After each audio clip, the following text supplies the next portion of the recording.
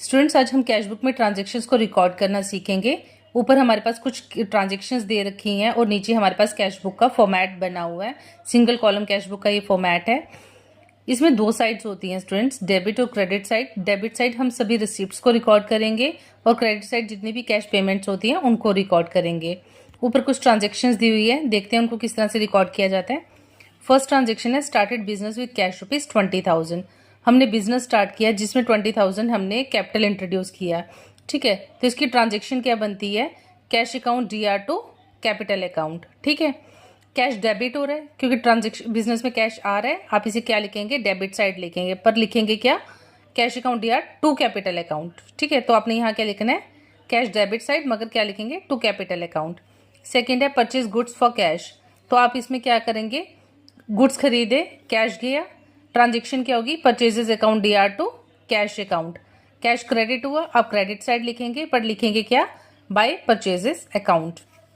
Third transaction है paid rent to landlord. हमने landlord को रेंट पे किया, कैश अगेन हमसे गया।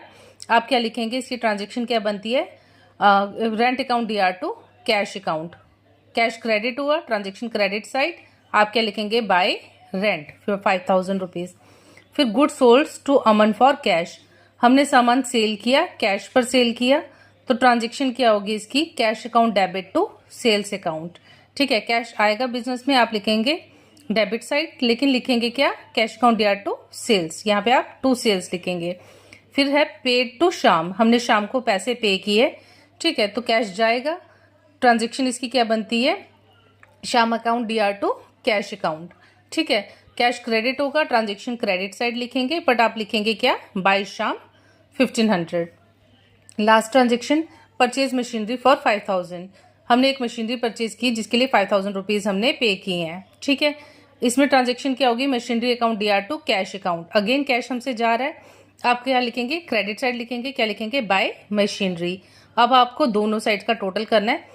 ज़्यादातर हमारा डेबिट साइड का टोटल जो होता है वो बड़ा होता है। ठीक है, आप इनको टोटल करके देख लेंगे। इसका 25,000 आ रहा है और इस साइड का हमें 25,000। दोनों साइड पे हमें जो टोटल बड़ा होगा, जहाँ का बैलेंस बड़ा होगा ना, वही हमें दोनों साइड को मेंशन करना है। ठीक है, इनका जब टोटल निकाला तो इसका बैलेंस कम था। ठीक है, तो आप क्या करेंगे? 25,000 में से इन सारे बैलेंसेस को माइनस करेंगे, इन सभी अमाउंट्स को माइनस करेंगे। जब हमने इसको माइनस किया तो हमारा बैलेंस कितना निकला? 6,500 रुपीज़। ठीक है, क्रेडिट साइड पे बैलेंस निकल रहा था 6,500 रुपीज़।